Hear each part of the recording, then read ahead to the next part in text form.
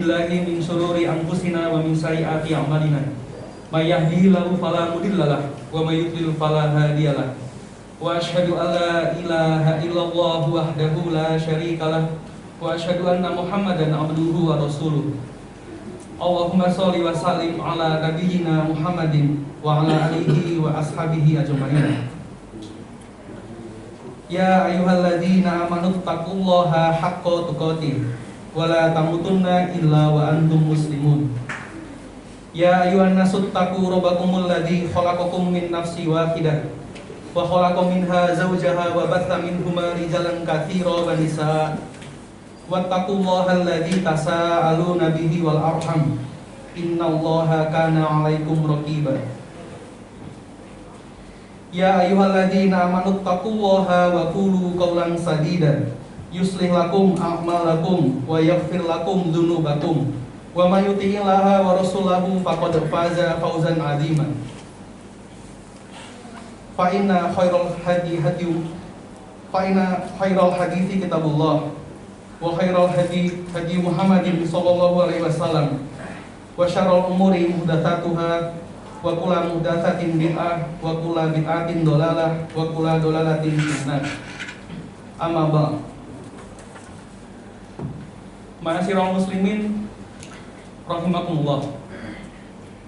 Yang pertama dan paling utama, marilah kita panjatkan syukur kepada Allah Azza wa Jalla atas segala nikmat yang telah Ia berikan kepada kita. Nikmat yang tidak terhitung jumlahnya. Allah berfirman dalam surat Ibrahim ayat 34. Wa atakum min kulli ma sa'altumuh wa inna ta'uddu ni'matallahi la tuhsuha innal insana ladzalumun kafar. Yang artinya, dan Dia telah memberikan kepadamu keperluanmu dan segala apa yang kamu mohonkan kepadanya, dan jika kamu menghitung nikmat Allah tidaklah dapat kamu menghinggakannya. Sesungguhnya manusia itu sangat zalim dan sangat mengingkari nikmat Allah. Berikutnya, kami nasihatkan pada diri sendiri dan pada jamaah sekalian agar kita senantiasa bertakwa sebagaimana wasiat dari Allah. Walaqad wasainal ladzina utul kitaba min qablikum wa iyyakum anittaqullah. Surat An-Nisa ayat 31, yang artinya, dan sungguh kami telah memerintahkan kepada orang-orang yang diberi kitab sebelum kamu dan juga kepada kamu agar bertakwalah kepada Allah.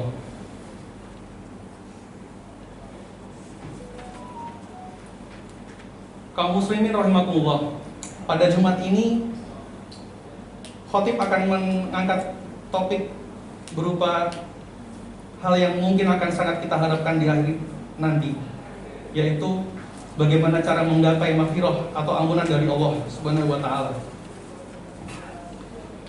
Dalam sebuah hadis qudsi, Rasulullah bersabda yang artinya, Allah berfirman, "Wahai Bani Adam, sesungguhnya sepanjang kamu berdoa dan berharap kepadaku, niscaya aku akan mengampuni kesalahan darimu dan tidak akan aku pedulikan kesalahanmu.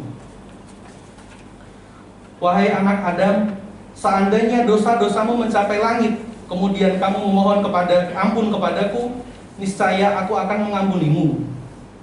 Wahai anak Adam, seandainya kamu mendatangiku dengan membawa kesalahan yang memenuhi bumi, kemudian mati dalam keadaan tidak mempersekutukan aku dengan apapun, niscaya aku akan menemuimu dengan pengampunan." Hadis Hasan riwayat At-Tirmidzi.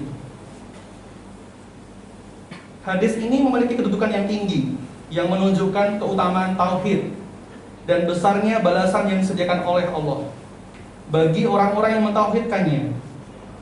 Hadis ini juga menunjukkan betapa luasnya ampunan Allah Azza wa Jalla, serta dorongan bagi hamba untuk selalu memohon ampun, bertaubat dari segala dosa. Dan juga telah dimaklumi bahwa anak Adam tidak pernah lepas dari kesalahan dan dosa. Tetapi orang yang terbaik yaitu orang yang mau bertaubat dan memohon ampun kepada Allah, dan maka berbahagialah mereka yang mendapatkan maghfirah dari Allah. Dalam hadis di atas disampaikan beberapa hal yang berkaitan dengan sebab-sebab yang bisa mendatangkan maghfirah atau ampunan Allah. Di antara sebab itu, yang pertama ialah berdoa. Dalam bagian pertama hadis disebutkan bahwa selama engkau berdoa dan berharap kepadaku, maka aku akan mengampuni kesalahan-kesalahanmu dan aku tidak mempedulikan dosa-dosamu. Para ulama menafsirkan kira-kira seperti ini: sepanjang engkau berdoa dan berharap kepadaku, Allah, yang berarti selama doa dan harapanmu hanya kepadaku, maka aku akan mengampunimu dan aku tidak akan mempedulikan kesalahan-kesalahanmu. Allah memerintahkan kepada para hambanya untuk berdoa dan berharap hanya kepada Allah. Allah berfirman yang artinya, dan Rabb-mu berfirman, berdoalah kepadaku, niscaya akan aku perkenankan doamu. Sesungguhnya orang-orang yang menyombongkan diri dari beribadah kepadaku akan masuk neraka jahanam. Surat Al-Mu'min ayat 60. Rasulullah juga sangat mendorong umatnya untuk selalu berdoa kepada Allah.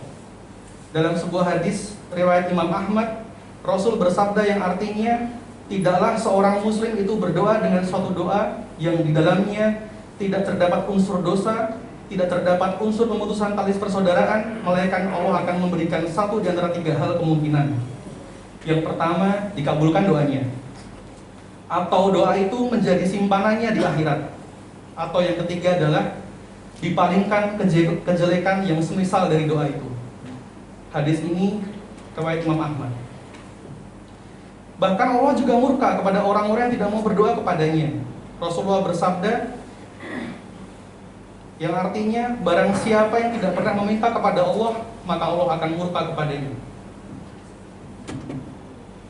Kaum muslimin rahimakumullah, sebab kedua yang bisa mendatangkan maghfirah Allah yaitu berharap hanya kepada Allah. Di antara sebab diampuninya dosa yaitu berharap kepada Allah. Ibnu Hajar Al-Asqalani mengatakan, seseorang yang ada padanya kejelekan atau aib, maka hendaklah ia membaguskan prasangkanya kepada Allah dan mengharap agar Allah mengampuni dosa-dosanya. Demikian juga halnya orang yang memiliki ketaatan, hendaklah ia mengharap supaya Allah menerima ketaatannya. Adapun orang yang bergelimang dengan perbuatan maksiat dan dia mengharap tidak ada balasan dari Allah atas maksiatnya, tanpa disertai penyesalan dan melepaskan maksiat tersebut, maka itu merupakan tipuan. Dalam hal itu Rasulullah bersabda ketika beliau mendatangi seorang pemuda yang berada di ambang kematiannya. Beliau bertanya kepadanya, "Apa yang engkau rasakan?" Dia menjawab, "Aku mengharapkan Allah dan aku takut akan dosa-dosaku." Rasul pun bersabda sebagai jawabannya adalah, dua hal itu tidak akan berkumpul pada hati seseorang pada fase ini, pada tempat ini, kecuali Allah akan memberikannya apa yang diharapkan dan menyelamatkannya dari apa yang dia takutkan. Hadis riwayat At-Tirmidzi. Oleh karena itu, mengharap kepada Allah adalah sebuah hal yang penting dalam fase di mana kita mengharapkan maghfirah dari Allah. Kaum muslimin rahimakumullah, banyak sekali hadis yang berisikan tentang roja atau harapan dan khauf atau rasa takut. Maka seharusnya seorang muslim menempatkan dirinya di atas kedua hal tersebut, yaitu antara takut kepada Allah dan selalu mengharap kepadanya. Allah berfirman, "Wa yarjuna rahmatah wa yakhafuna 'adabah." Al-Isra ayat 57 yang artinya, merekalah orang-orang yang mengharapkan rahmatnya dan takut terhadap siksanya. Sebab yang ketiga adalah istighfar. Istighfar berapapun besar dosa yang dia miliki. Allah Azza wa Jalla telah memerintahkan kepada kita untuk senantiasa beristighfar kepadanya. Allah berfirman yang artinya, dan mintalah ampunan kepada Allah, sesungguhnya Allah Maha Pengampun lagi Maha Pengasih. Quran surat Al-Muzammil ayat 20. Dan Allah juga berfirman, "Fasabbih bihamdi rabbika wastaghfir, innahu kana tawwaba. Maka bertasbihlah dengan memuji Rabbmu dan mohonlah ampun kepadanya. Sesungguhnya Dia Maha penerima tobat. Demikian khutbah pertama. Aqulu qouli hada astaghfirullahi wa lakum wa lisairil muslimina wal muslimat fastaghfirullahi innahu huwal ghafurur rahim.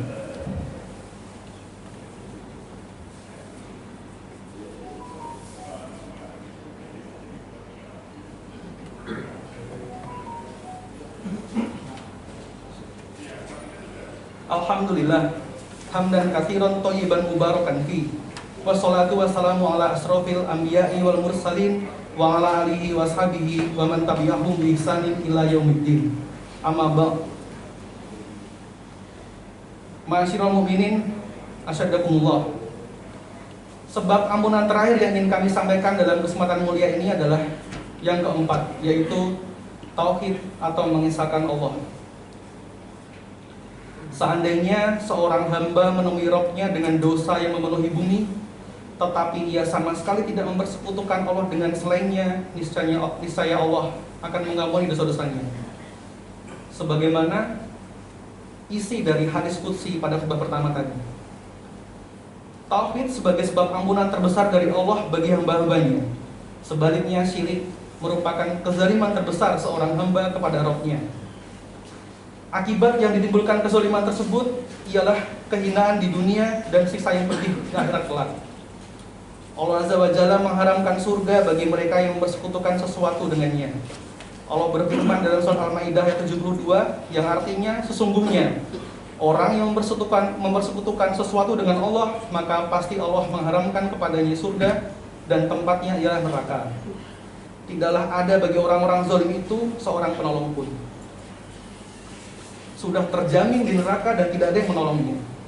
Bahkan Allah tidak akan mengampuni orang yang mempersekutukannya. Allah berfirman yang artinya sesungguhnya Allah tidak akan mengampuni dosa syirik, dan Dia mengampuni segala dosa yang selain syirik itu bagi siapa yang Dia kehendakinya. Barang siapa mempersekutukan Allah, maka sungguh ia telah berbuat dosa yang besar.